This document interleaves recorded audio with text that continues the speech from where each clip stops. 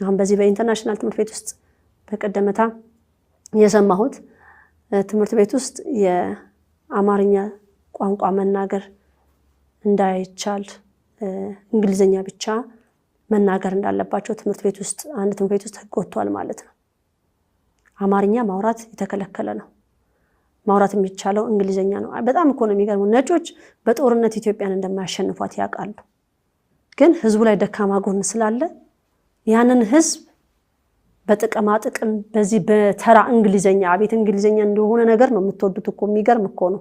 ምን እኮ በቃ እንግሊዘኛ የምታውቁ ሰዎች ምንም እኮ ይሄን የትም እኮ አደርሱ እና አርቲፊሻል ነገር ስለምትወዱ ልጆቻችሁም እናንተም አርቲፊሻል ነገር ይሄ ኢንተርናሽናል ትምህርት ቤት የምታስተምሩ ከዚህ በፊትም አስጠንቅቅ ያለው መልእክትም ማስተላለፍ ያለው እኔ እናንተ ላይ ፈራለሁ። በቃ አንዱ ኢትዮጵያ ላይ ቁጣ ሲመጣ የአብርሃም አምላክ እነዛን የሰው ደም ሲጠጡ የነበሩትን ውሻ፣ ጅብ፣ ሸለምጥማጥ ያደረጋቸውን አሁንም እናንተ ላይ ፈራለሁ። ምክንያቱም ኢትዮጵያ ላይ ቁጭ ብላችሁ የእግዚአብሔርን ነገር እያደቀቃችሁ ያላችሁ እናንተ ባለ ሀብት ነን ብላችሁ የምትሉ ልጆቻችሁ ኢንተርናሽናል ትምህርት ቤት የምታስተምሩ ብዙ እናውቃለን የምትሉ ልጆቻችን እንግሊዝኛ ማወቃለን የእናንተን እፈራለሁ።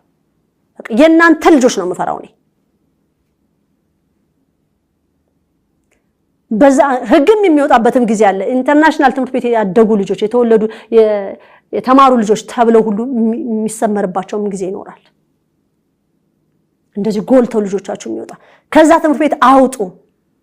ይሄ አማርኛ እንዳታወሩ የሚባል ትምህርት ቤት ምን አይነት ትምህርት ቤት ነው ይሄ? ከዛ በኋላ ልጁ ሲወጣ እኔ እንግሊዝኛ ነው ትምህርት ቤት የጀመርኩት፣ እናቱ እንግሊዝኛ አታውቅም፣ አባቱ እንግሊዝኛ አያውቅም፣ በደከመ እንግሊዝኛ በተሰባበረ ምንድነው ይሄ ሁሉ መቆራረስ? እና በዚህ ትምህርት ቤት የምታስተምሩ ወላጆች ልጆቻችሁን አማርኛ እንዳያወሩ እየተባለ ያደገበት ትምህርት ቤት እናንተም ራሱ ኢትዮጵያን ለመሸጥ ኢትዮጵያን የቀኝ ግዛት ለማስገዛት አንዱ እየተሳተፋችሁ ያላችሁት እናንተ ናችሁ ማለት ነው። እናንተና ልጆቻችሁ ማለት ነው። ይህንን ደግሞ ተማሪያን በኃይለኛ ተቃዋሚ ናት። ልጆቻችሁን በዚህ ሰዓት ትምህርት ቤት እየላካችሁ ያላችሁ ወላጆች የልጃችሁን ህይወት አደጋ ላይ እየጣላችሁ ነው። እንዲሁም ሊወጡት የማይችሉት ወጥመድ ውስጥ እየከተታችኋቸው ነው። ለምን ይሄንን እንዳልኩኝ ይሄን ቪዲዮ ሙሉን ቁጭ ብላችሁ የምትሰሙ ወላጆች አስተዋይና ብልህ ከሆናችሁ ትረዱኛላችሁ። አቃለሁ እኔ እንኳን ይሄንን ቪዲዮ በመስራቴ ዋጋ ልከፍል እችላለሁ። ነገር ግን እውነቱ ይሄ ስለሆነና ለወደፊት የልጃችሁ ህይወት መሳካት እርግጠኛ እንድትሆኑ የምትፈልጉ ወላጆች ብቻ ይሄንን ጥቂት ደቂቃ ቪዲዮ አዳምጣችሁ የልጃችሁን ህይወት እንድትታደጉ አበረታታችኋለሁ።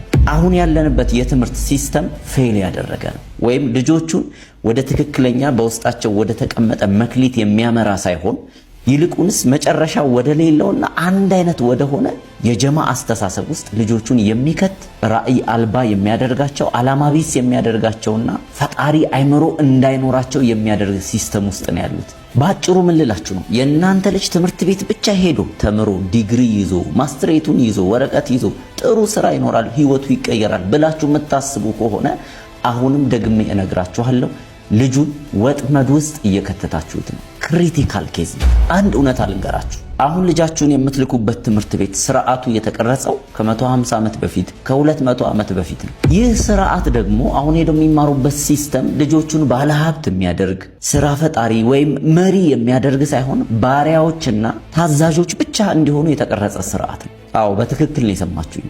ልጆቻችሁ በትምህርት ቤት ላይ ብቻ ተደግፈው እየኖሩ ከሆነ ትምህርት ቤት ናችሁ የሚላችሁን የጀማ አስተሳሰብ ውስጥ ገብተው ሁሉም ወደ ስራ ፍለጋ ወረቀት ይዞ ወደ መዞር የሆነ ህይወት ውስጥ እንዲገቡ እየተገደዱ ነው። ድሮንስ ምን አይነት ነገር ትጠብቃላችሁ? የእናንተ ልጅ የተለየ ተስጦ ኖሮት መክሊት ኖሮት በዛ ተስጦ እያተረፈ ምድር ላይ ጠቃሚ እንዲሆን ከፈለጋችሁ እንዴት አንድ አይነት ወደሚሆን ስፍራ ትልኩታላችሁ?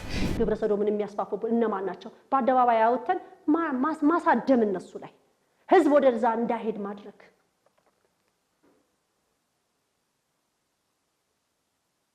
ዛሬ ኢንተርናሽናል ትምህርት ቤት የምትሏቸው ኧረ እባካችሁ እነሱ እኮ ናቸው ያሉት። እነሱ ናቸው ያሉት። እንግሊዘኛ ቋንቋ አይደለ? ቋንቋ የሚያስተምሯችሁ ማን ናቸው? በደንብ አጤኗቸው። ጠቅላላ አገር ውስጥ ገብተዋል። እዚህ ናቸው ያሉት። It's fake education.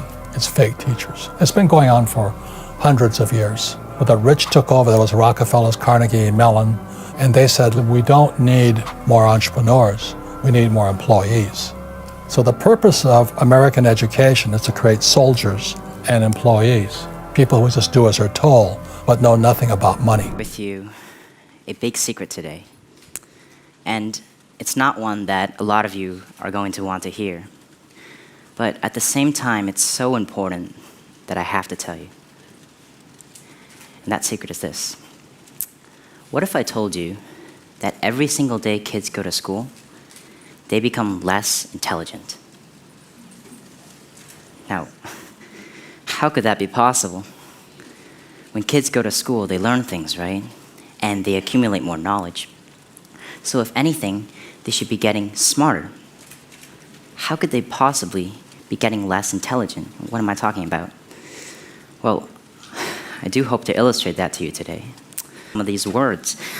And that just inspired me so much. And I think this is what our education system has done. Over just these 5 to 6 years in the education system, these creative children have turned into these teenagers that are unwilling to think outside of the box. So let's go back to that secret I was talking about. How is it possible that school is making kids less intelligent? The fact is, there is so much more than just one type of intelligence. And while school can make you more academically intelligent, it can teach you physics, algebra, calculus. It is diminishing the children's creative intelligence. It is teaching them to think a certain way, to go down a certain path in life. It is telling them, go to high school, get a diploma. Go to a good college, find a stable job. And if you don't do that, you won't be successful. So here's what I believe. Parents, teachers, educators, you have the power to influence and inspire youth. The fact is, there are way too many people out there right now who are obsessed with telling kids to go to college, to find a good job, and to be successful. There are not enough who are telling kids to explore more possibilities, to become entrepreneurs. And if there's one message that I want parents, kids, and all of you to take away from what I've said here today, it's that you can open your own doors, that you can stray away from this conventional, limited, and narrow path that education sets us upon. You can diverge and create your own future. You can start your own companies and start your own nonprofits. You can create, you can innovate. And if there's one message I want you to take away from everything I've said, it's this. No one has ever changed the world by doing what the world has told them to do. ትምህርት ቤት ራሱ ላብራቶሪ ይመስለኛል። ላብራቶሪ አድርጌም አስበዋለሁ። ልጆችን በተለያየ ነገር የሚፈትሹበትና መጀመሪያም ሲታቀድ አንድ ልጅ ምን ጸጋ አለው፣ ምን ስጦታ አለው፣ ምን ማድረግ ይችላል፣ እግዚአብሔር ትውልድን ሲያመጣ እያንዳንዱን የሰጠው ጸጋና ስጦታ ስላለ እነሱም ቀድመው ይሄንን ስለሚያውቁት ትምህርት ቤትን እንደ ላብራቶሪ ነው እኔ የማየው ማለት ነው። ይሄ ተማሪያም እንደ ላብራቶሪ ነው የማየው። ልጁን እንዴት አድርጎ እንደሚይዝ ቤተሰቡ በምን አስተዳደግ ልጁን ያሳድጋል የሚል ቡድን ነው የሚያስተምረው እንጂ የኔን ልጅ እዚህ ይዤ አገር ማያቀበት እየሄድኩኝ እየላኩት አይደለም። የነዛን ባህሪ አላቅም። ቤተሰብን እዛ ጋር ያለ ቤተሰብ ልጆቻቸውን እንዴት እንደሚያሳድጉ አናውቅ። እናንተ ደግሞ እንዴት እንደምታሳድጉ እነዛ ያውቁ። ልጆቻችንን ስናስተምር የምንተዋወቅ ህብረተሰብ መሆን አለብን። እንደዛ ነበር በፊት እንደዛ ነበር።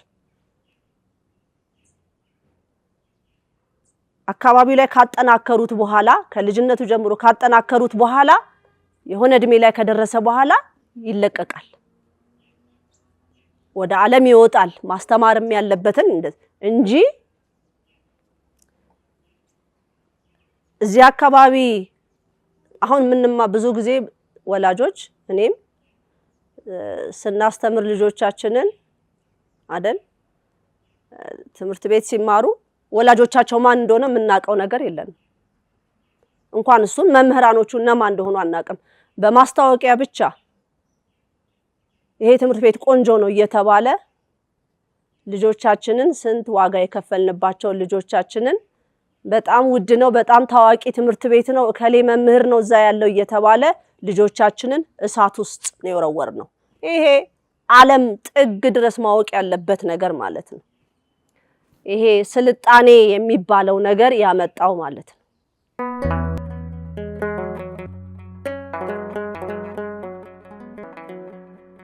ዘኢትዮጵያ